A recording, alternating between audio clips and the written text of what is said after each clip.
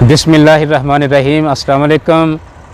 जी दोस्तों, मैं शहबाज शहीन पूरी दुनिया ਦੇ ਵਿੱਚ ਵਸਣ ਵਾਲੇ ਪੰਜਾਬੀਆਂ ਨੂੰ ਲਹਿੰਦੇ ਪੰਜਾਬ ਚੜ੍ਹਦੇ ਪੰਜਾਬ ਸਮੇਤ ਪੂਰੀ ਦੁਨੀਆ ਦੇ ਵਿੱਚ ਜਿੱਥੇ ਵੀ ਸਾਡੇ ਪੰਜਾਬੀ ਵੀਰੇ ਵਸਦੇ ਨੇ ਸਾਰਿਆਂ ਨੂੰ ਜੀ ਅਸੀਂ ਆਪਣੇ ਇਸ ਚੈਨਲ ਤੇ ਖੁਸ਼ ਆਮਦੀਦ ਕਹਿੰਦੇ ਆ। ਸੋ ਇੱਕ ਪੰਜਾਬ ਦੇ ਵਿੱਚ ਜਦ ਸਵੇਰ ਹੁੰਦੀ ਆ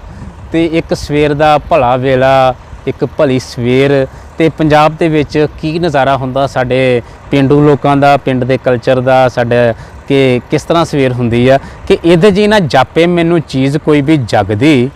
ਇਹਦੇ ਜੀ ਨਾ ਜਾਪੇ ਮੈਨੂੰ ਚੀਜ਼ ਕੋਈ ਵੀ ਜਗਦੀ, ਆਪਣੇ ਪਿੰਡ ਦੀ ਰਹਿਤਲ ਮੈਨੂੰ ਹੱਥੋਂ ਚੱਜੀ ਲੱਗਦੀ ਤੇ ਫਜਰੇ ਬਾਂਗਾ ਬਾਂਗ ਲਈ ਜਦ ਵਜ਼ੂ ਕਰਨ ਲਈ ਜਾਵੇ, ਚੀਕਾ ਮਾਰ ਕੇ ਭੌਣੀ ਖੂਹ ਦੀ ਸਾਤੋਂ ਲੇਖ ਛਡਾਵੇ, ਅੱਲਾ ਅੱਲਾ ਕਰਨ ਲਈ ਉੱਠਣ ਜਦ ਬੱਚਿਆਂ ਦੇ ਨਾਲ ਮਾਪੇ, ਮੱਠਾ ਮੱਠਾ ਬਲਦਾ ਦੀਵਾ ਸਾਨੂੰ ਚੰਨ ਜਿਹਾ ਜਾਪੇ ਤੇ ਮੋਢੇ ਕਈਆਂ ਧਰ ਕੇ ਜਿਸ ਦਮ ਟੁਰਦੇ ਅਕਲਾਂ ਵਾਲੇ, ਫਸਲਾਂ ਦਾ ਮੁੱਖ ਧੋਣ ਲਈ ਰਾਹ ਲੱਭਦੇ ਨੇ ਖਾਲੇ ਤੇ ਚੂੜਾ ਛੱਕਣ ਦੀ ਆਵਾਜ਼ ਸਰੀਲੀ ਹਰ ਘਰ ਵਿੱਚੋਂ ਆਵੇ, ਲਾਲ ਮਧਾਣੀ ਚਾਟੀ ਦੇ ਵਿੱਚ ਮਿੱਠਲੇ ਗੀਤ ਸੁਣਾਵੇ, ਰੰਗ ਬਰੰਗੇ ਪੰਛੀ ਉੱਡਣ ਪਿੰਡ ਦੇ ਚਾਰ ਸ਼ਫੇਰੇ, ਲਾਲੀ ਘੁੱਗੀ ਤਿੱਤਰ ਤਿਲੀਅਰ ਚਿੜੀਆਂ ਕਾਂ ਬਟੇਰੇ, ਸਾਰੇ ਸ਼ਹਿਰ ਦੀ ਰੌਣਕ ਨੂੰ ਤੀਲੀ ਲਾਉਂਦਾ ਜਦ ਕੋਈ ਗੱਭਰੂ ਟਾਲੀ ਹੇਠਾਂ ਮਾਈਏ ਗਾਉਂਦਾ, ਜਦ ਕੋਈ ਗੱਭਰੂ ਟਾਲੀ ਹੇਠਾਂ ਮਾਈਏ ਗਾਉਂਦਾ। ਜੁਗ ਜੁਗ ਵਸੋ ਜੀ ਪੰਜਾਬੀਓ, ਸ਼ਾਦ ਰਹੋ ਜੀ, ਬਾਦ ਰਹੋ ਜੀ, ਜਿੱਥੇ ਵੀ ਵਸਦੇ ਹੋ ਜੀ। ਅੱਲਾ ਤੁਹਾਨੂੰ ਖੁਸ਼ ਰੱਖੇ ਜੀ, ਖੁਸ਼ ਰਹੋ, ਆਬਾਦ ਰਹੋ, ਰੱਬ ਰਾਖਾ।